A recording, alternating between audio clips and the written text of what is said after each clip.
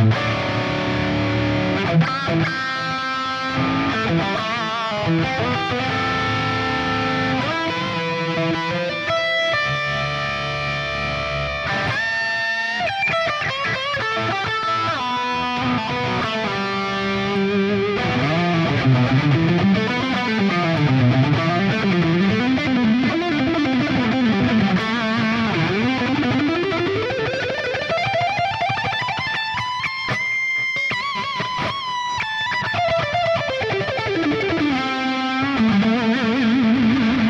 didn't lose it that time.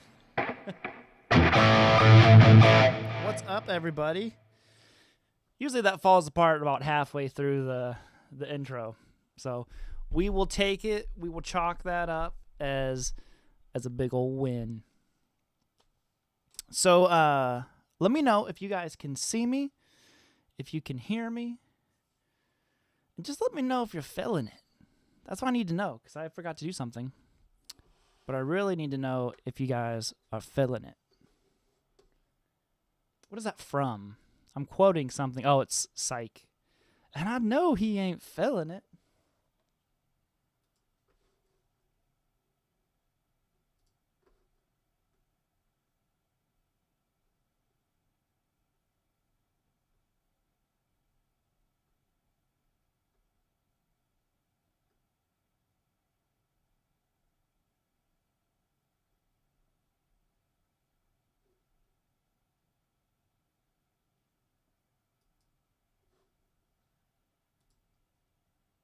There we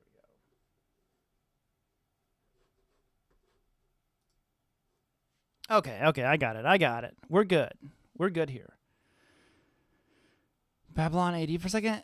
Maybe. It might have been in there. All good from Ohio. Oh, look at that. Chad. The question is it Chad or is it my mom watching from your phone? Oh, nope, they're both here. They're both here.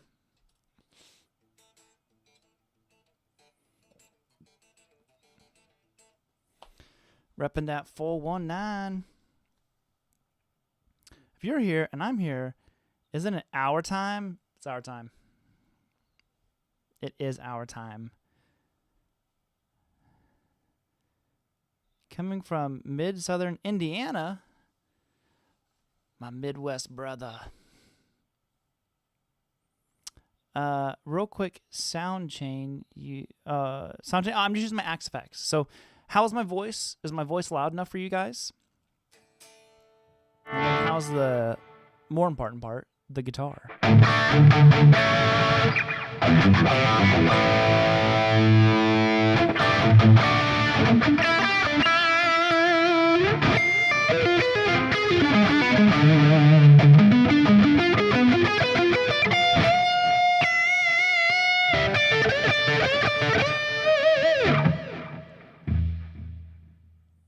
I have heard of Dirty Honey. They're great.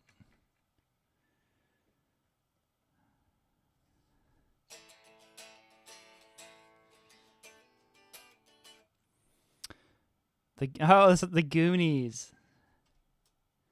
Voice is solid. Guitar sounds killer. Dude, we've got it all. Got it all dialed and figured out. So as usual, a lot of you guys are pros of this by now. We'll start the lesson part of this here in just a minute.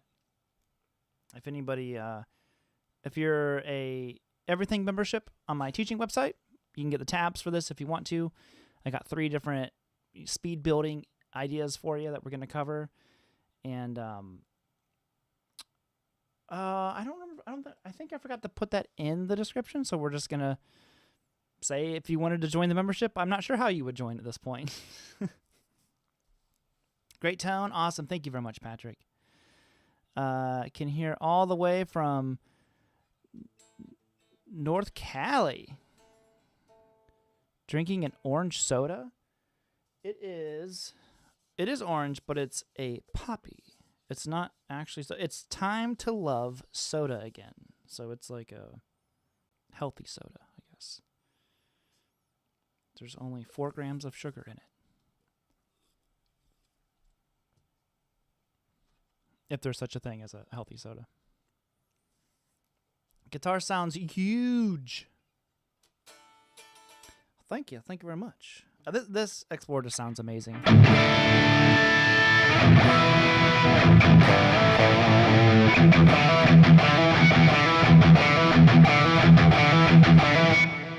So one of the things I love about this guitar is that I've never adjusted the pickup heights. This is just how the guitar came to me when I got it like 3 or 4 years ago. But if you really push down, the string hits the pickup and it gives you this like that high pitched sound. So you have to kind of control how hard you pick. Normal pocket, weird scratch sound. But I like that in there. I would hear like Dimebag Darrell do stuff like that when he would do like up. Sometimes you would hear that like high pitched like scrape sound. The only other thing I wanted to add, let me do this real quick, is that we just ran a sale on the Ultimate Speed Builder bundle that we just did, and tonight it actually ends pretty shortly after the live stream. And if anybody still wants that, I'm going to throw the link in here. You get both my speed building courses. So if you like what we do tonight, it's all wrapped up in the inside of the course as well. So let me put that in the chat real quick.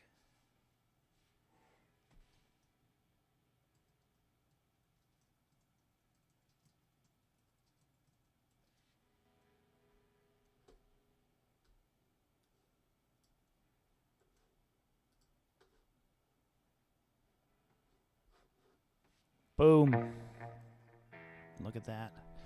I always thought that was change in pick angle. Yeah, you can do that. It's like a different sound, like.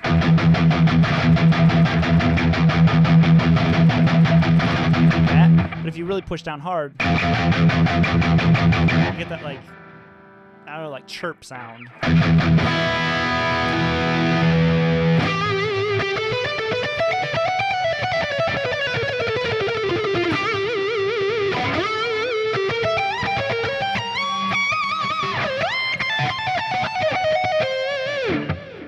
Full Yngwie mode.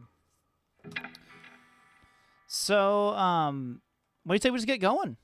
Get started on this thing. So, like I said before, if you're a member, there's tabs over there for you, and you can watch a replay of the little clinic portion here. And then, if you guys have questions, I'll teach the section first, and then if you have questions, fire away. I can go over picking. I can, reteach something if I didn't teach it the best the first time. So don't be afraid to ask questions. But like I said, while I'm teaching, I will not be looking at the chat.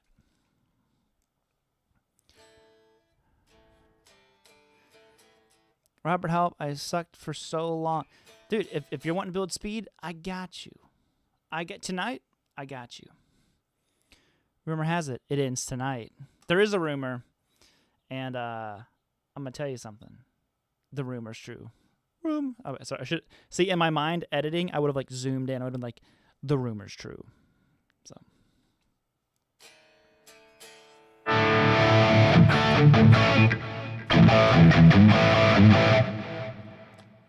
EVH Bumblebee, way to find people at Sweetwater. Dude, those EVH guitars are fantastic. Fantastic. Okay. So let's talk about this. Building speed. I want to talk about a couple things that I think a lot of people forget or neglect whenever they're trying to build speed. So I have 3 different examples for you that are going to kind of hone in on 3 different areas of building speed, because building speed on guitar is not just playing fast. Anytime you can take something and break it into smaller chunks, even like licks, I apply this concept to literally everything. If you can kind of like tear something down to a more basic, simple form, it's easier to conquer it one step at a time. So whenever you're playing fast, sure, you can just play fast if you see someone do like a fast scale run, whatever it is. There's actually a ton of things happening there. Versus, not only like obviously like the picking control, dynamics, and all that kind of stuff, but the first thing I want to talk about is shifting. Building speed, shifting, I think is something that is so overlooked on the guitar, and it's because, we talk about don't forget to use your pinky. Okay, all the time. Well, don't forget about your thumb. It is the ultimate forgotten finger when it comes to playing fast. So many times, especially if you come from a more pentatonic blues rock background, if you're trying to get into this more shreddy thing, it is, I don't want to say bad habit, but kind of a bad habit of anchoring our hands and really planning in one position. Because if you think about the way the pentatonic boxes work, when we learn them, we do a lot of this. It's like box. Turn your guitar volume on. Then we go to this box. Then you go to the next box. You know, and so on. And it's just these little shifts. But whenever you're trying to do something fast, it requires you to constantly flow across the fretboard, and you can't anchor your thumb. Your thumb has to be very free to move around on the fretboard. So like if you're playing a very extended run, I just keep muting the wrong volume. Like this.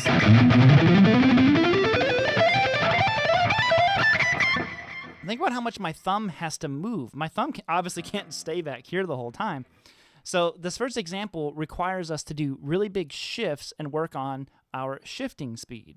And we're going to keep it pentatonic for this one, and the final one's going to be a 3-note per string idea. But all we're going to do is go like this. You're going to go 5-3 on the high E string. Now go to the B string and do 5-3. So I'm viewing all of this as like A minor pentatonic, and think of this as box 5. So you have this. Now that whole concept of breaking something down to its simplest form is I don't want to have to do a bunch of different shapes. I'm going to keep everything the same. So I did the 5-3, and I want to shift all the way up here to box 2, and we're going to do 10-8. Okay? So you have... Next, you're going to go all the way up to 15. So we're back to box 5. We traveled an entire octave. You're going to go 15-13, and then 15-13 on the B. So you have... And so people saying my guitar is much louder than my vocals. See if I can fix that. Tell me if that's better. So now I'm talking vocals, vocals, vocals, guitar, guitar, guitar, guitar, vocals at the same time. Is it any better? So that's our first example here. Shifting up. Those big changes. Don't do that. You'll find out quickly you cannot anchor your thumb. And if you find yourself wanting to really like grip the neck like this, kind of baseball grip it, or even if you put your thumb in the middle of the neck and you're really pushing in on the back of the neck, it's not going to happen for you. To play fast, you really have to have a light touch with your thumb on the back of the neck. You cannot sit there and just death grip the guitar neck, because what you're doing is you're anchoring, and you can't do it. Think about like a ship. When the ship is going, what happens when they throw their anchor down? It stops you from moving. Your thumb is your anchor here. Don't throw it down. Keep it very light in the back. We're playing electric guitar. We don't have to death grip. We don't have to pick super hard if we don't want to. We have amps to amplify our playing. It's not like an acoustic. So, we have this first one. All the way up. Well, let's flip that around. I got my tabs here, so I'll make sure I'm teaching the right way.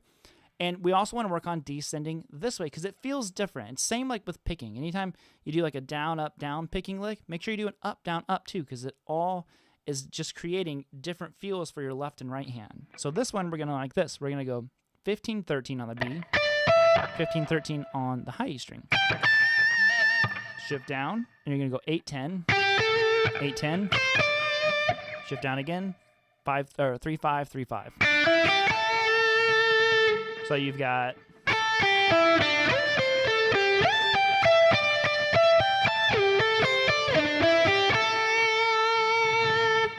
and this is solely meant to work on this position shift. Now, if you really want to do like a drastic one,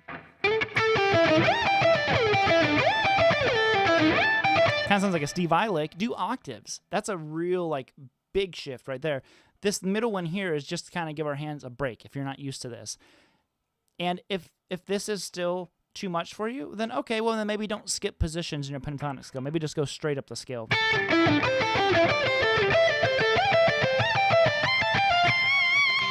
You know, but I think adding this extra shift in there, it's all this time our thumb has to not anchor down.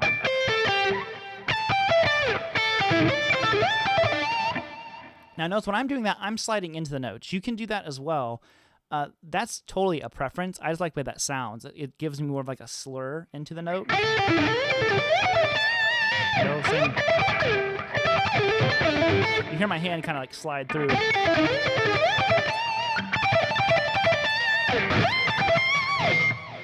I'll do those. So that's example number 1. Shifting is a very crucial and I think overlooked area of building speed. So does anyone have questions over that one? Sean plays guitar. What's up, dudes? Just bought the Speed Builder. That's 3 of your courses I have now. Dude, James, thank you so much. Anybody else who bought the Speed Builder bundle, let me know so I can tell you thank you. Well, I'd say in person, but I can tell you thank you live. Kind of in person. So questions over that first section. Much better, louder. Okay. Are we in E? We are in E. Good old standard tuning. I do all of my courses in standard tuning as well. I know it's like the 80s one, I kind of wanted to do it a half step down, but I think it's just easier for everyone if it's in standard. So no questions? Then we will move on. Oh, wait, hold on. How would you try example 1 with a metronome? That's a good question. So let's put on a metronome here real quick. Oh, my metronome app has to update. My phone might not have the memory for this. Oh, snap, it does. Look at this. I'm so prepared.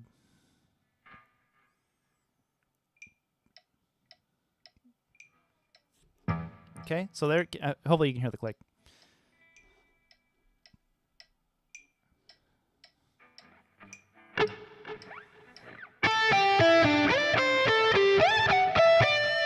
Okay.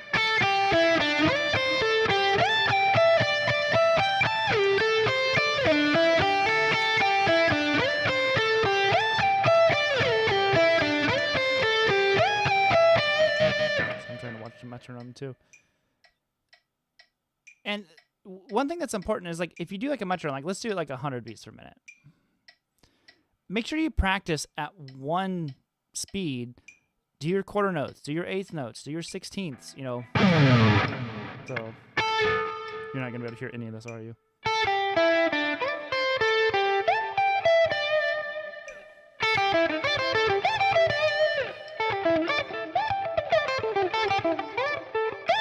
You know, just like I said, do all the different notes at one tempo. Don't just keep speeding up, adding more BPM. Get to where you can actually control how many quarter notes you're doing, eighth notes, 16th notes, all those different things make it easier to sit there. And if it gives you trouble, just do one.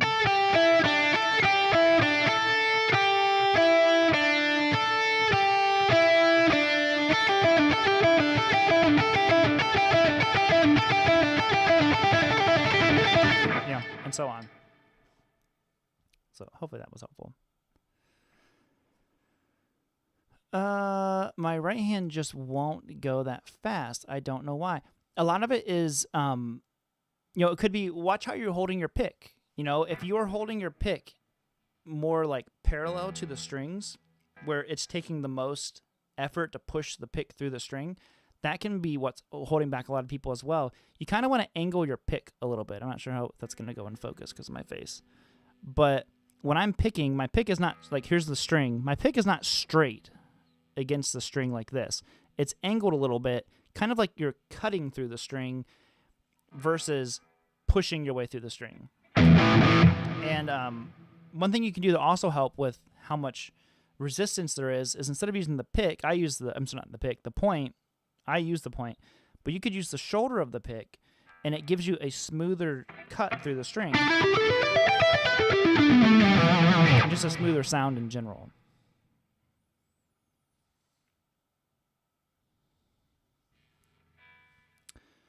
I've got a few of your courses, all great. You do a nice job of explaining everything. Thank you very much, Mike.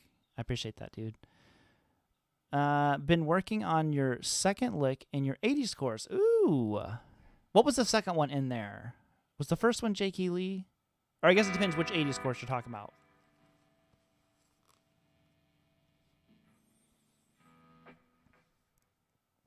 What key is that lick in? This would be the key of A minor. So think of this as being A minor pentatonic.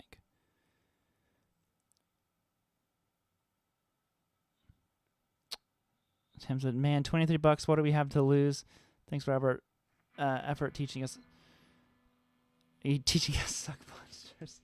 I don't think it's not $23, is it? Oh, maybe there's, depending on your region, maybe there's taxes. Yeah, because it's $19, but there could be taxes or something. It depends on your region. The shoulder has actually helped me a lot. Yeah, some people like the pick with the shoulder. A lot of guys here in town use the shoulder of the pick. I do it sometimes, but I like the kind of the bite of the point of the pick. I think it comes down to what style you play a lot.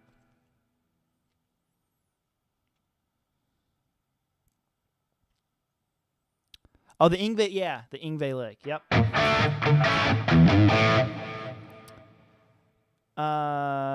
Got through the Jakey Lee portion of the 80s course this morning. It's slow, but I'm picking up a little things here and there. Dude, that's awesome, Sean. Yeah, like I said, the pattern of it is very usable. It was something like that. I can't totally remember off the top of my head, but with the Jazz 3, thank you. Can you show us the angle of your pick again? It's hard for me to show on here. So like when I'm going like this, I pull my thumb in and I'm picking, and the kind of the back part of the pick here is like this. Like I said, again, I don't think you can actually see it accurately. There it is. That's in focus. It's just angled a little bit.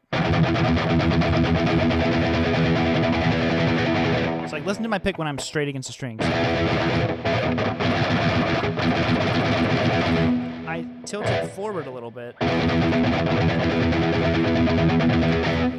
You can hear, like, I literally can't play if my pick is straight against the strings. It's so much resistance. It's like impossible. So I have to angle my pick forward. And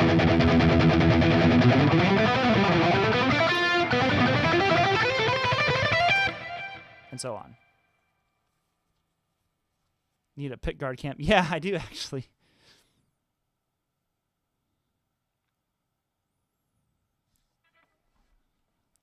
Yeah, maybe this will help. Let me go like this. See my pick that way?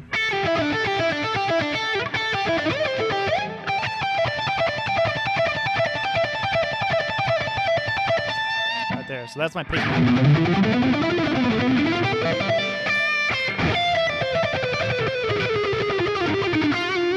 So again, I don't know if that helps, but that's how I'm like that.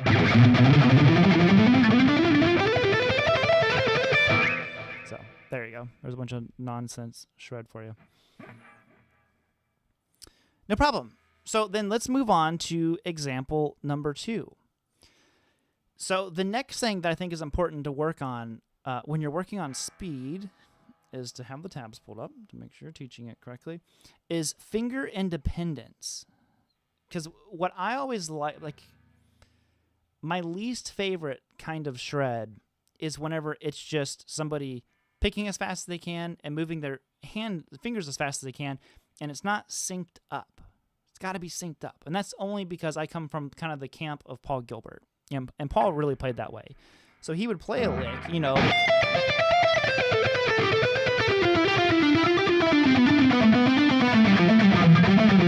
You know, or go through a scale.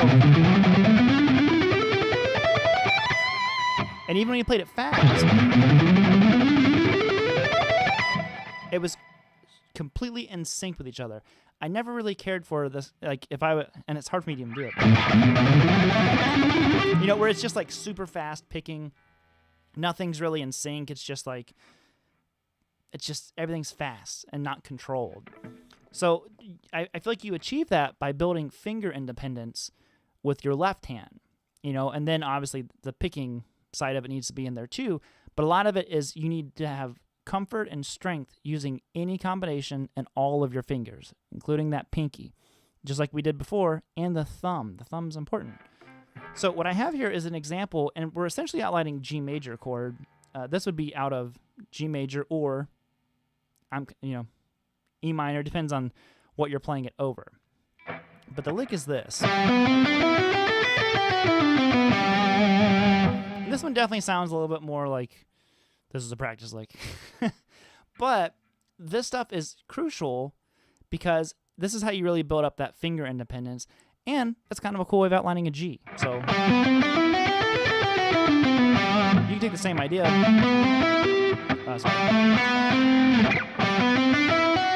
Yeah.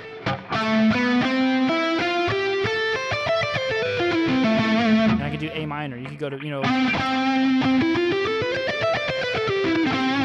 cool way of kind of arpeggiating a section of a scale or a chord, any of that stuff. But you notice I use all of my fingers here, and I'm using them in a lot of different combinations for this idea. It's not your standard 1, 2, 3, 4 approach. And I don't mean chromatically, but typically when you learn a scale, we play them like this. Very in order, leading with our index finger a lot, and when we descend, we lead with our pinky finger a lot. Well, I don't want to just do that the whole time. I want to make sure that I'm in focus on the camera, and that the camera's not bouncing all over the place. But I want to make sure that I'm comfortable leading with different fingers at different times. So the whole idea here is we're using a lot of different finger combinations building up that finger independence. So we're starting with our pinky finger. So you're going to be on 10th fret, which is our root note in this one, on the A string. Now from there you go down to the A, and you're going to go 9, 10. Now, I'm alternate picking all of this, starting on the down. Now I go to the G, and I'm going to go 7, 9. So notice what we've done so far. Started with our pinky on a single note on one string. Went to the D, leading with our ring finger now. Ring finger to pinky. That one might feel weird to a lot of people. Go to the G, 7, 9. Oh, look, now we've got index finger, ring finger, another combination. Going to the B string, we're going to go 7, 8, 10. Here's our first 3-note per string idea. Using pointer, middle, pinky, another combination of fingers that we weren't using before. 7 on the high E string with our index finger, and then you walk it all back down. So you have... And then 10, 8, 7, 9, 7 on the G, 10, 9 on the D, and then it starts over on that 10 on the A. So.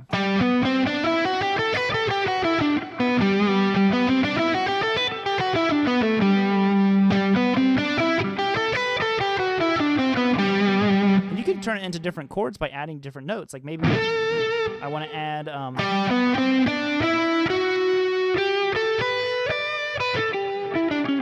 there's just cool little things you could do to it to tweak it a little bit.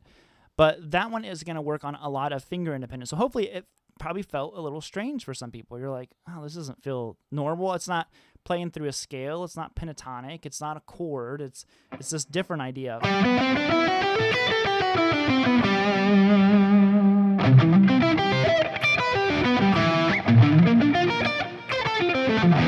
And so on, but not that big open low E string at the end there. So questions over that one? Very clean and articulate. Thin or thick pick? I use a 1mm pick, just like the cheapo Fender picks. So nothing fancy. My fingers as of late have finally gotten used to being fast when soloing. Took like 17 years. It takes a long time. Totally. My hang-up is picking speed. Can't keep up with my fingers. Just lost it over the years. Yeah, and, sometimes, that could maybe be something where, adjusting the technique of your picking. Like maybe if you're primarily an alternate picker, try economy picking or try hybrid picking or something. There could be different avenues. I mean, maybe you've already done that stuff, but that's just me kind of like, brainstorming off the cuff of like, oh, I wonder if maybe a different style of picking would allow you to keep up a little bit better.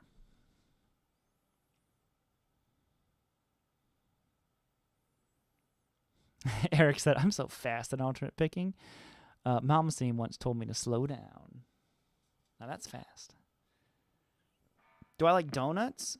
Well, I'm not Ingve, so yes, I do. I don't like donuts.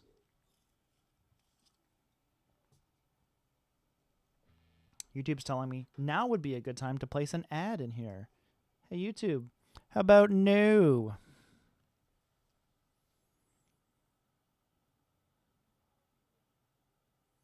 And Miller said that is a great practice as it throws my brain off a bit and messes me up. Exactly, and that's what we want. Now, one thing you can do with this that I think is really important when you learn something that's more scalar or arpeggiated, because like I said, we're essentially outlining a chord here. Don't be afraid to move this around. So think of like, that's G. Go up to your C note. You could do like a chord progression, like a 1-4-5, which would be G major, C major, and D major. We'll just take this shape and move it around.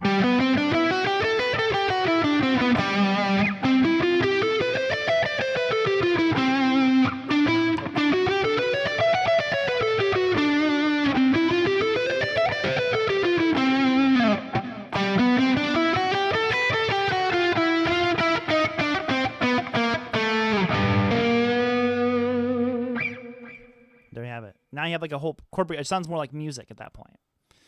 Guitar Man, what's up, buddy? Did you get you a destroyer?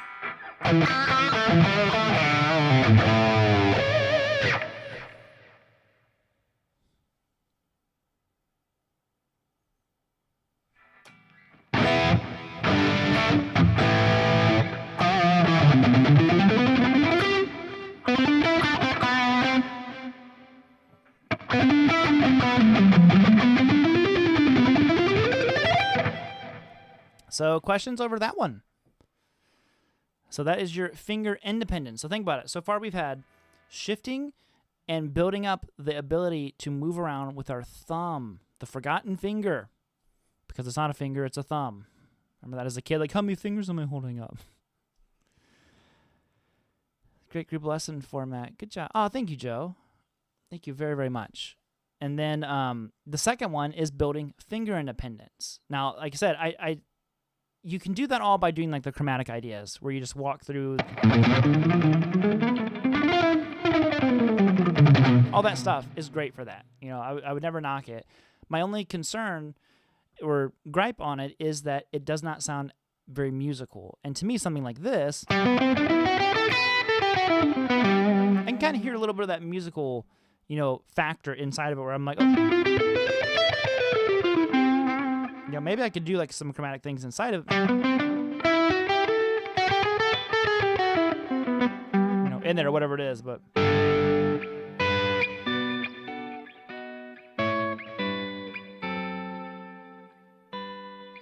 So. Could you turn your microphone up a little bit? I can't turn it up anymore, unfortunately. It is absolutely maxed. Did this get turned? No, that is absolutely maxed out. Which I don't get, because like a couple weeks ago, we had it all like perfect. Is the guitar too loud? Because I can turn the guitar down a little bit. But the microphone's like at plus like 300% or something right now. Kingpin, yeah, they're basically major arpeggios that I'm playing, that I'm adding some notes from the scale inside of it. So, it's a G major, and if you wanted to get super technical, you could break down the notes that I'm adding to it, and it'd be like some kind of like G major add 9, 11 or whatever. But at its core, it's just a G major. Put a TS9 in your mic, bruh. How many years have I been playing? I've been playing for about 19, going on 20 years now. Oh, wait, no, I'm sorry. Yeah, almost 20. I started when I was 15, turning 16, something like that. Audio sounds fine. Okay. Is this exercise in the Ultimate Speedboater course? Benjamin, no, it's not. So these are 3 new exercises to add to the ones that are already in the course. So, you can save this video as a watch later if you want. Like I said, if you're an everything membership person, which again, I think I forgot to put it in the description. Let me see. Oh, no, it's in there. So here's the deal. If anybody wants the Speedboater courses, you can totally snag those. I threw it in the chat there. You get 2 full courses. It's a bundle price deal on it right now. But if you want tabs for the stuff that I'm showing you here, that's in the Everything membership. Now, that gets you all of my courses. It is $15 a month, but we've got, I think, like 30 courses at this point or something like that. So it's technically cheaper if you did that for 1 month if you wanted to, but then you get the Zoom live hang with us in a couple weeks, and Guitar Man in here is part of that, and I think I saw Tim a little bit ago. So either or, that's totally up to you guys. But if you want to check any of that stuff out, it is there, available. You're a cool dude. Well, thank you. You're a cool dude. Ha! In your face. Cool dude.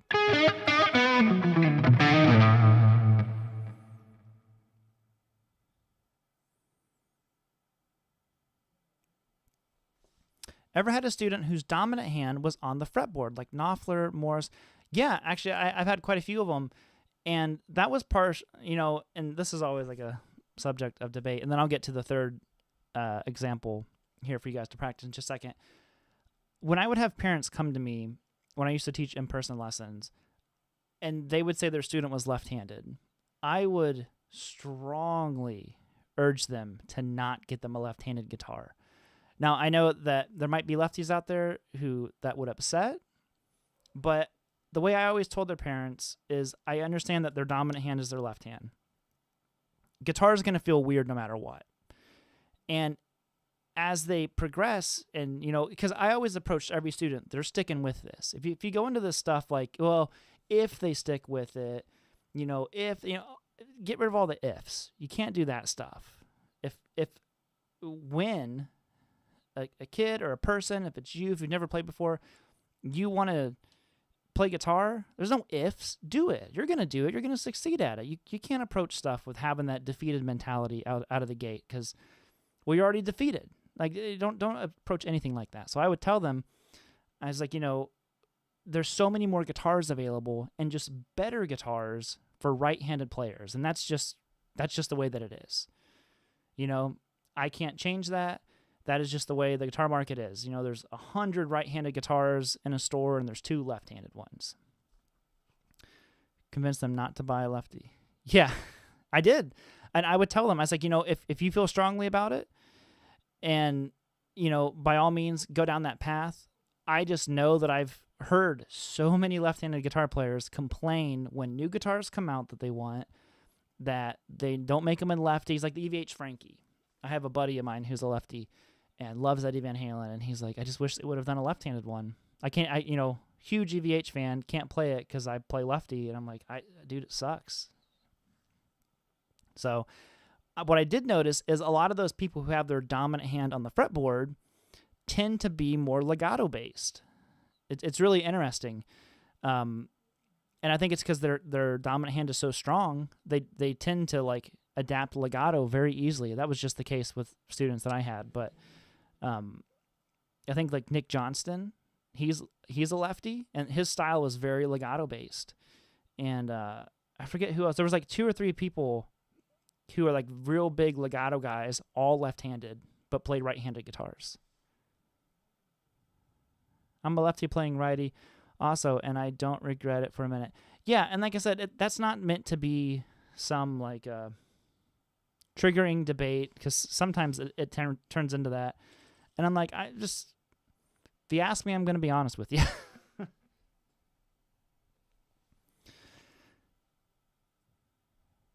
Be a man, play both-handed. That's right. Like Badio.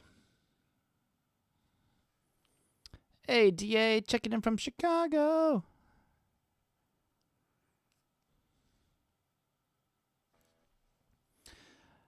Rick said, I'm a lefty playing left. The guy at the guitar shop suggested it. Kind of wish I went right, since I do just as many things right-handed. Yeah, and that's the thing. I always just kind of encourage that. But at the end of the day, I'd rather someone play than not play. If it just doesn't click right-handed, I'm like, then go left-handed, But there's just more options for righties, unfortunately.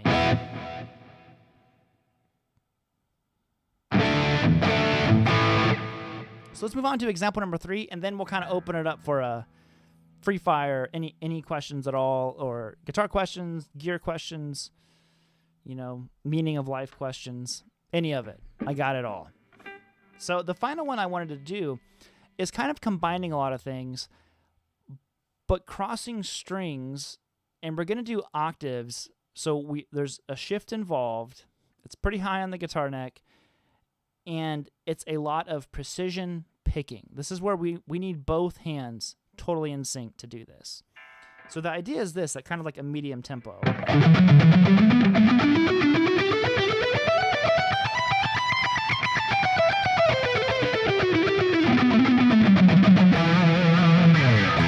A lot of E minor.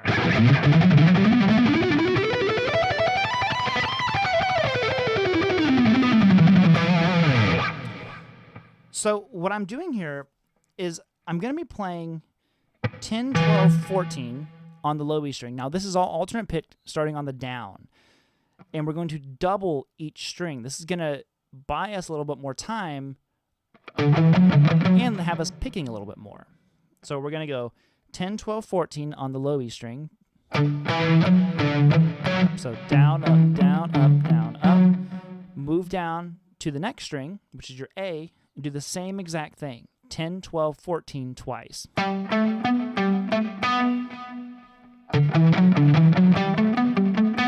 Shifting up an octave. So we don't need to know any more of the scale for this particular portion because we already know all the notes we need to. We're playing the exact same 6 notes up an octave. You're going to go 12, 14, 16 on the D. Go to the G, do the same thing. Go to the B. And you're going to go 15, 17, 19. And the high E string is the same thing, 15, 17, 19. So here's the cool thing, and this goes back to what I talked about in the very beginning.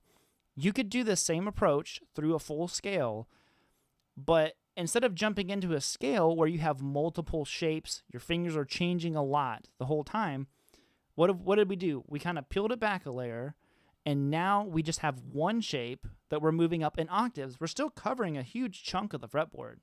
We're working on shifting, we're working on precision picking, we have finger independence, and we are working at this navigational aspect of moving across the fretboard.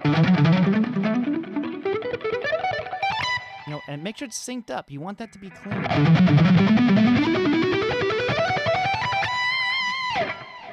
Now, I didn't want to just leave it there.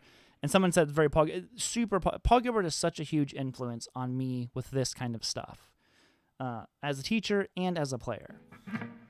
So once we get up here, we're going to go like this. We're going to double, but we're going to change our shape now, and we're going to go 20, 19, 17 on the high E string and the B. Now, you're going to double it again, like I said. Shifting down, an octave, we're going to go 17, 16, 14, so twice. Same thing on the D. Shift down another octave, 15, 14, 12 on the A and the low E. Now, if you're not used to using your pinky, ring, pointer finger, it's time.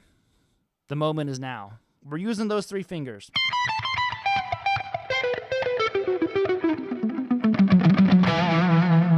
Now, the cool thing about this lick is that you could keep going with this if you know your scale. This is why knowing your scale is so important.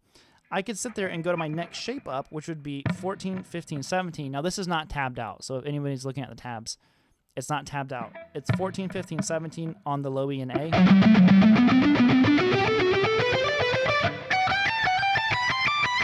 My fingers really do not fit up here. But you can see how I could keep going with this idea of doubling, using octaves, and you can have a cool sounding lick.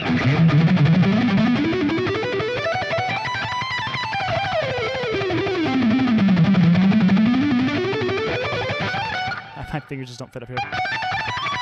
There we go. So that's the final piece of this 3-part puzzle here. So like I said, we've kind of combined all the elements of what we were working on, put it into one, and it kind of sounds like a lick. It's kind of cool if you had like a riff.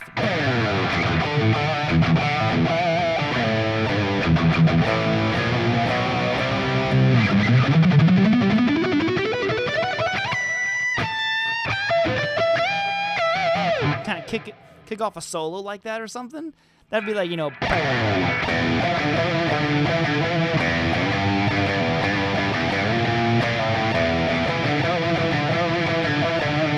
Then da-da-da-da. And as it's going to the last chord, you kind of walk up.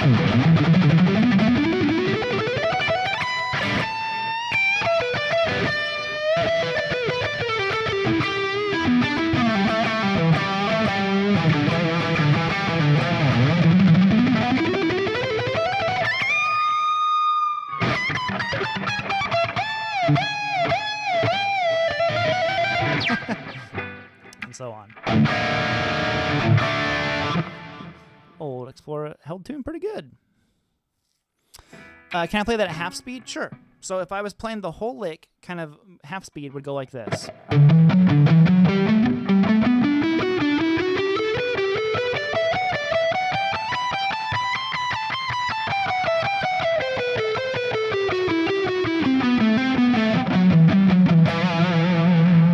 Michael, if you want it slower or faster than that, just let me know, and I will. I'm glad to play it. So that would be more like half speed there. Work in Progress says syncing up both hands and changing the strings is the hardest part when you do alternate picking. Totally, it's a huge challenge, and that's why I wanted to add one where we were really changing strings, but still taking one pattern. And what I would recommend doing is take the same approach that I talked about, break it down into small chunks. So I gave you the whole thing all at once. Like that's like trying to eat a whole pizza at one bite. You know, take it and just get that much. Get to where you can transition to the next one. Conquer that first. It's all about the small victories. Then you want to have the whole kind of like big victory at the end.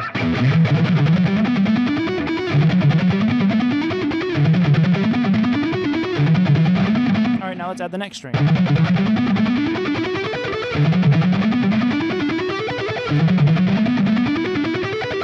Okay, let's add the next transition in there.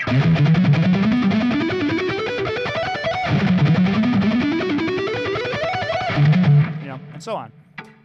Just take it small chunks. The worst thing you can do is hit your guitar on the desk. Is bite off more than what you can actually handle on something like this. Small chunks, conquer. Don't get defeated. If you try to do too much, it's too much to remember. It's too much for your hands to take. It's too much endurance. Whatever the situation is, you will end up feeling defeated. And whenever you practice, one of the biggest things that always helped me on guitar, and I recommend everyone do, is don't end a practice session. Where's the switch at? Frustrated.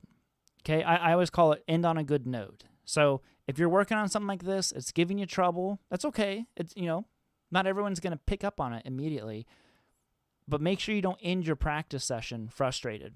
Go back, turn on Thunderstruck or something that you know really well that's really fun to play, and every practice session on a positive, good note. It's one of the best things you'll do, because then I'm just such a big believer in positive energy, good energy, all this kind of stuff. So anytime you're ending something with bad, negative energy, dude, that lingers. That sticks around in the back of your mind and your subconscious, and when you go back to it, why not end on a good note?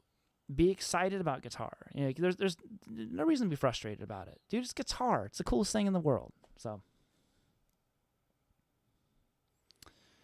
I really like the attack on your alternate picking, Robert. Thank you very much. You know, and like I said, that just comes from doing lots of like Paul Gilbert-y stuff, where, you know, I really wanted the articulation of the pick. And I will say, one of the things that I found, I used to use Jazz 3 picks a long time ago. And they're great picks. The issue with Jazz 3 picks is that they sound very dark. And they actually don't have that. If you like the attack that you're hearing on my pick, that is, I can't remember what these are made out of. Like I said, it's the cheap Fender heavy picks. These have a sound to them. That scrape attack that you're hearing, that it's like this little, it's this high-end thing that these picks do. And Jazz 3 picks do not have that. And thicker picks in general tend to not have that. So you need a slightly thinner pick. These are 1 millimeter. If you want that sound out of the pick, it's part of it. You know, I wish the picks were thicker. As soon as I go to a thicker pick, it doesn't have that sound anymore, and I don't like it as much.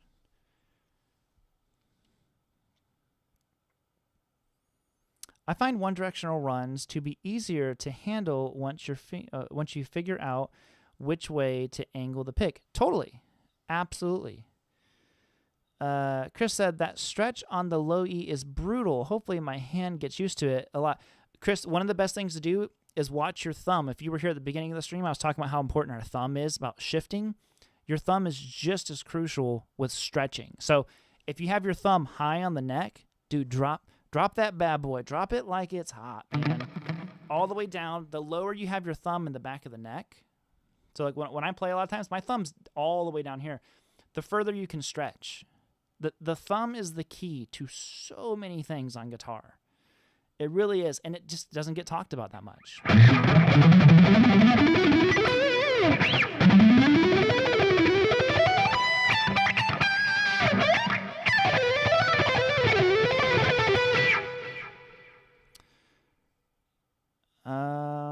The power of positive practicing. Dude, that's just something to apply to life. You know? Oh, yeah, Fishbulb said it too. Make sure your thumb position is good. Absolutely. How do I get rid of all those people that get in the way of me playing all the time? That I can't help you with. Get you some of those Till Torlex picks. Yes, I don't know what these are made out of. I go through them. Like I just went to Guitar Center the other day and bought a whole new pack of them. And they're like expensive now. I hadn't realized how much they are. How much are these things?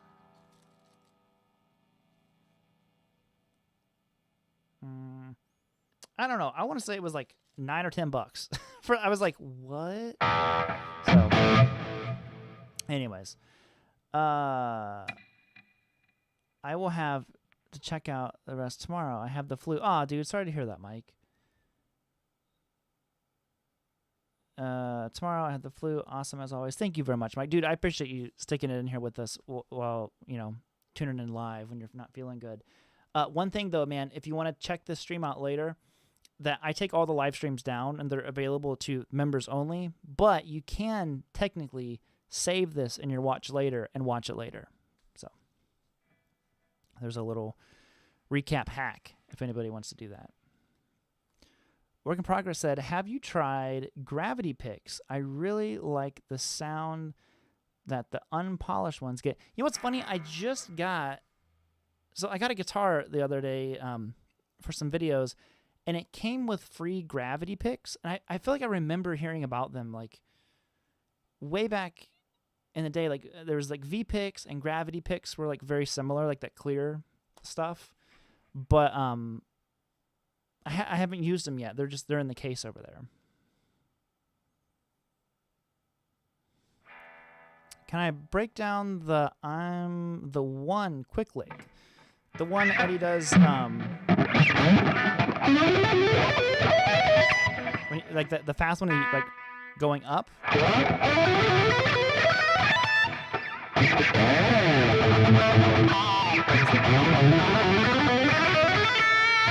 I think that's it. Something like that.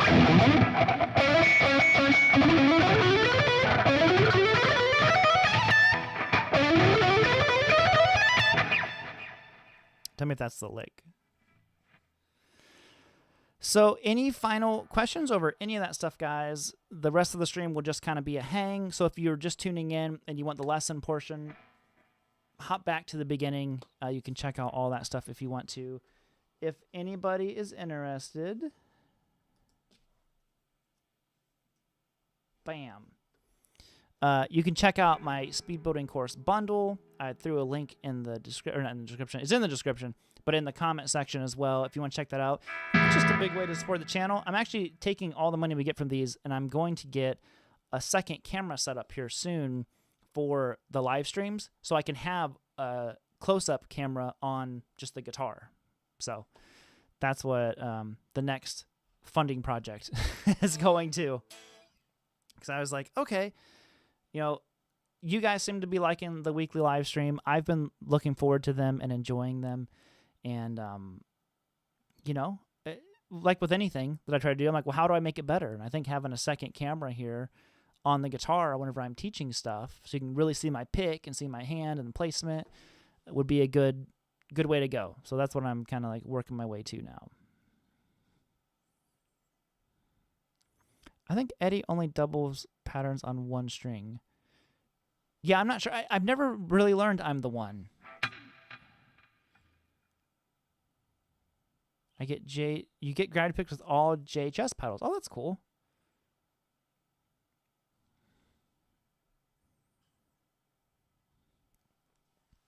Do I have any content on making a practice routine for yourself, especially if you're a busy adult with a job? I don't know if I've ever made an actual dedicated YouTube video. I know in one of my courses, and I can't remember which one it is off the top of my head, I have that, and there's like a printout, like make a practice routine and all that stuff, but I do not remember which course that was. So I have done it, but not in like a YouTube video format. But yeah, I mean, maybe that's a good idea for a video down the road or something. Or maybe that's like a live stream. You might have just given me an idea, like maybe one of these live streams is like, you know, how to build a practice routine. Just decided that will be a live stream.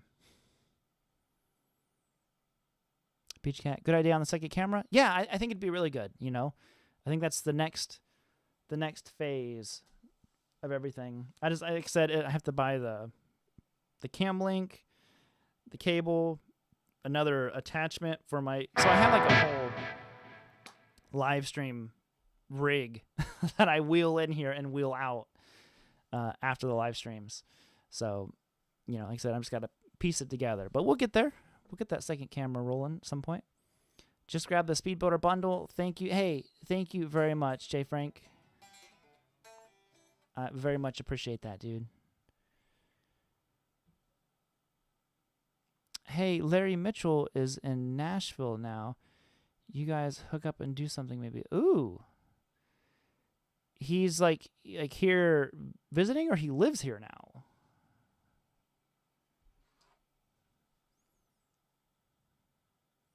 How do you get rid of the annoying backfeeding from the guitar plugin? You know, that could be something with the sound of your, like just the power of your house, unfortunately. Or you could have like RF interference or something like that. A noise gate would help, but noise gates are kind of rough on tone.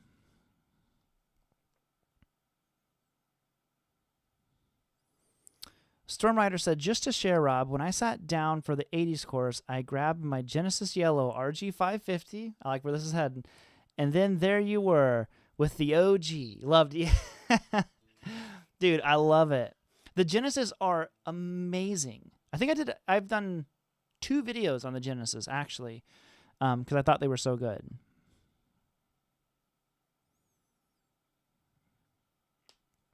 For a second camera, you should get one of those Troy Grady magnets. Oh, that'd be interesting. Like I said, I have the courses. They're great. Love your playing. A practice live stream sounds cool. Sorry, there's like a little heart icon at the bottom of my screen. I don't know if that's there for you guys too, but it blocks some of the words for me. Is my son still playing guitar?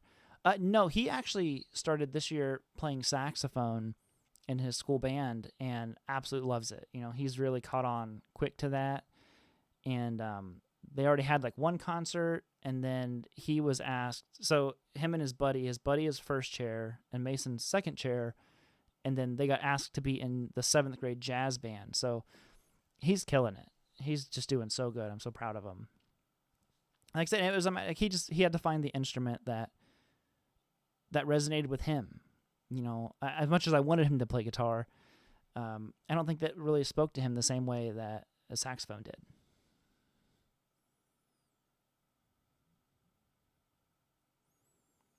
I think he's visiting, don't know for how long. Oh, man, that's a bummer. I like that purple Genesis. Yeah, dude. I told you, the Genesis stuff, it was, you know, really, really good.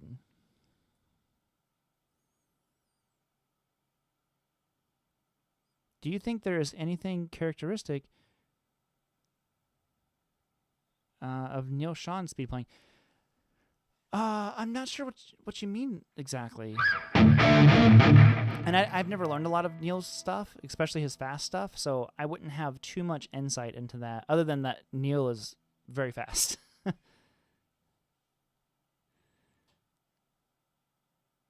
Charlie said, enjoyed the hang. Thank you, Charlie.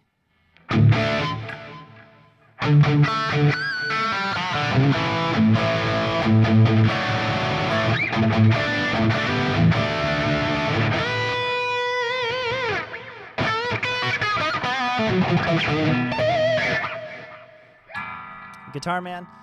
I was trying to think. I don't want to give it away. I have something that if you don't already have one, I think you'll need to get one of these. So tune in Sunday. I'll show you what I have to show.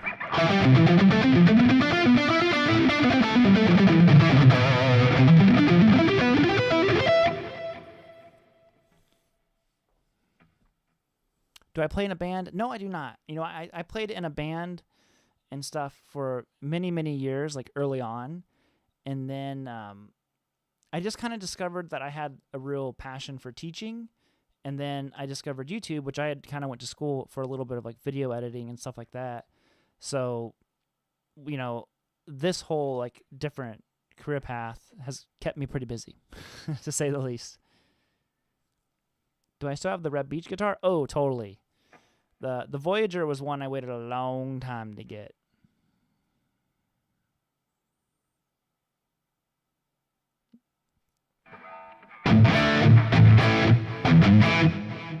I'll be there. Awesome. Yeah, it was Sunday in the Sunday video. Sorry. The next member hang is the 30th.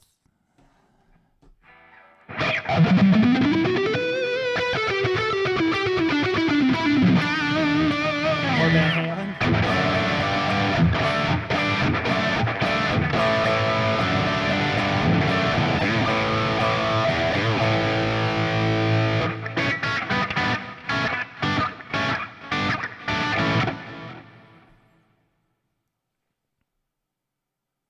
Hey, thank you, David. Thanks for tuning in, dude. Any final questions from anyone?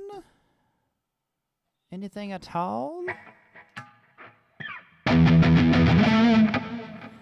Fishbulb said, I'm new at teaching, trying to get better at it all the time. It's tough. It takes a long time. I remember how nervous I was teaching at first, you know, just like, whoa. I remembered how daunting it was when the first student came in and was like, she wanted to learn this new Taylor Swift song that like just came out. I can't remember what one it was, but like there's no tabs, there's nothing for it. It just came out like the day before, and I'm like, oh man, I got to figure all this out like on the spot right now, and you know, you learn quick. I'm like I can do this. Like I know this. I'm like, oh, I can hear it. I'm like, you know, it was just different, like the pressure like of being in the moment, and then you just get better and better at it, and you know, don't worry, man, you got it. Nice hang. Take care. Thank you very much, dude. Love from Turkey. Much appreciated, buddy. Thank you. It was supposed to be a wave, and I was gonna like drop my pick. It was just like a fist.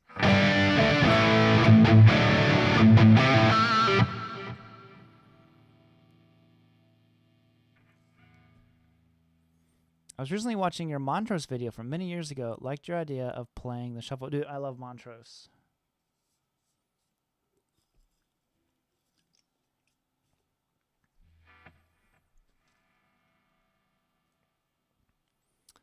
Bill said, how often should we practice these type of drills? And how long per practice session? I know that's a hard question, probably different for each player. It is different, and I always like struggle with the concept of setting a limit of like, you know, because ideally it's practice as much as you can. But, you know, say you only have 20 minutes, like, you know, try to spend 5 minutes on them or something like that. You know, the more you spend on it, the better the results will be at the end of the day. So that can be like a driving force for you. But I would try to spend, I mean, at least 5-10 minutes, depending on how long you have to practice. You know, don't spend your whole practice session working on this, because make sure you save some time to just do some fun stuff in there too. But I would spend a decent little chunk on it. Thank you, James. With Dan says, I loved the Chibson video. Thank you, dude. That, you know, I was proud of that video for a lot of different reasons, because for one, you know, I don't think it's ever been done before. Like, there's been plenty of fake Chibson videos, but assembling people who, you know, I shouldn't say assembling. I asked them if they would come do something like this, and I don't think something like that's ever been done before, so I was really proud of that. The thing that's funny is how upset people are, you know, but that just comes with the territory. Anytime you have a video that, you know, I was looking at it, and still, as far as the like to dislike ratio on that video, I think it's 96%, like 96.1% positive, which is actually pretty low for our videos. Typically, the videos on here range from 99% positive to 98% positive. Like, that's about as low as it goes. And that one was 96. So I'm like, it's still really good, but you have this cross exposure to so many people who aren't used to our community, and they all come flooding in. So you see a lot more negative comments and stuff like that. And the best thing you can do is, you know, it's just like water on a duck's back situation. So, you know, there's going to be people who are upset. There's going to be this. There's going to be that. But at the end of the day, what can you do? I think it was a great video. I was really proud of it. Just like with any of those videos I make, I learned a lot. Like, I was like really nervous to make that video, just because I'm like, oh my God, I'm one person here.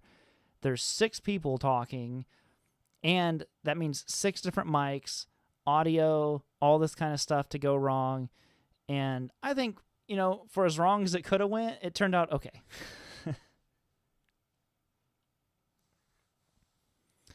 I don't have, what does it say?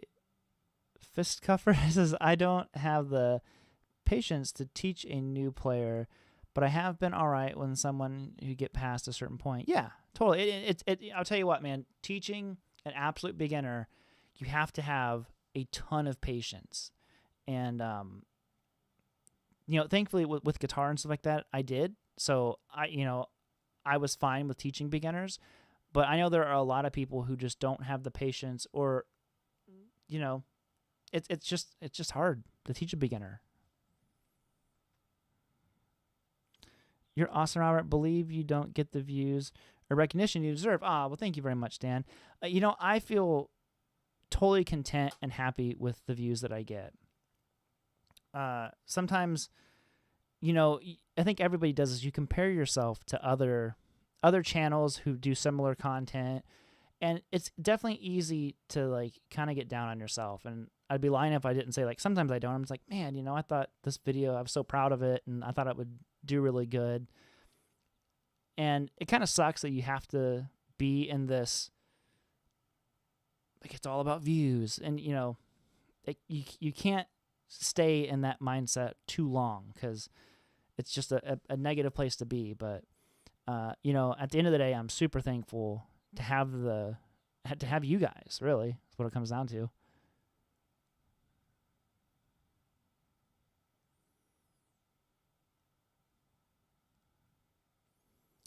Can you make a video on how to learn all the notes on the fretboard? I might have done that before. I can't remember. Sheila Stumbo. Can you teach me? Sure. Drive on down. In July, you can have your first lesson.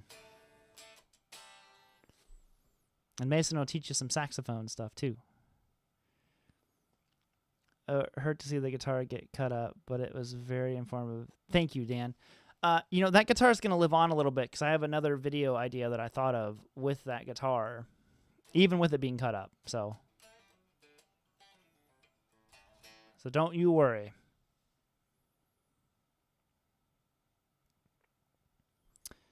Keith said, Chipson video was great no matter what anyone says. Of course, I have 2 real Gibsons. Yeah, and I think a lot of people drew their own, they drew conclusions that weren't there in the video. It was just really fascinating to see how quickly people ran with this, down with Gibson, Gibson sucks, and all. I'm like, that wasn't what the video was about. And how many people they're like, I can't believe you didn't play the thing.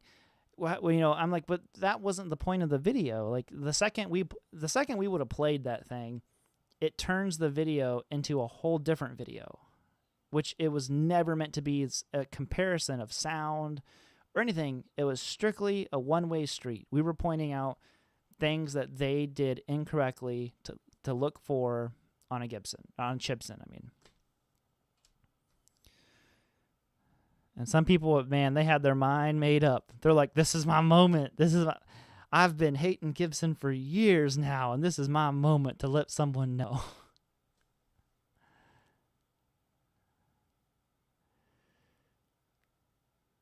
Rather teach a beginner than a player that has a bit already and have bad habits. That's a good point, too.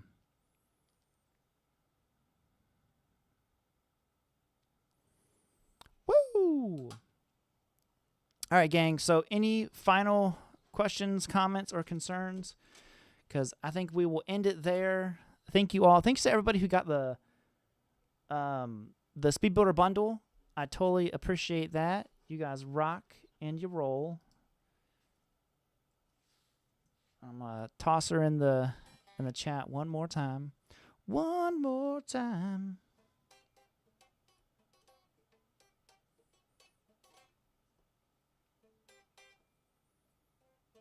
There it is.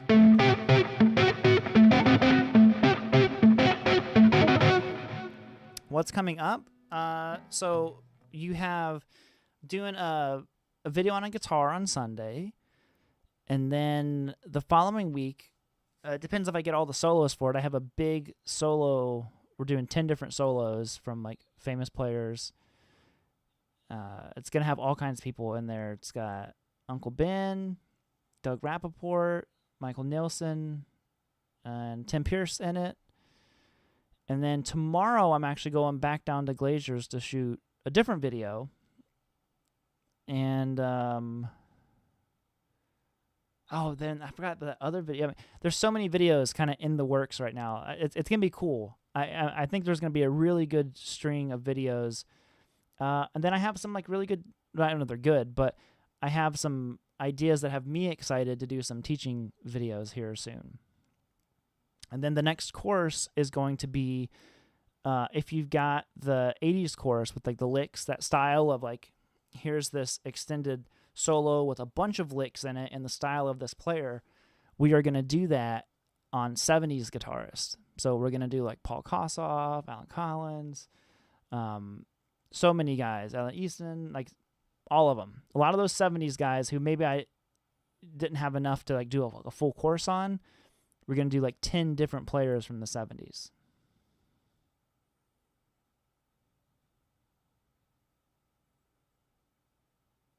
Yeah, I think it's going to be fun. I've been working on it and all kinds of stuff. So anyways, gang, thank you all so much for tuning in. I really do appreciate it. If anybody is not subscribed and you want to do me a big old favor, hit the subscribe button. I always wonder, is everybody subscribed who's watching this? Because sometimes people will be like, oh, I didn't know I wasn't subscribed. But check this out. I mean, I think I've pretty much got this mastered now. But I'm about to hit you guys with... Sorry, I trode off there. I'm not going to hit you guys. I'm going to hit you guys with this outro. And it's going to be sick, bro. Are you ready for this? How ready are you? Because I don't know if you're ready enough for it.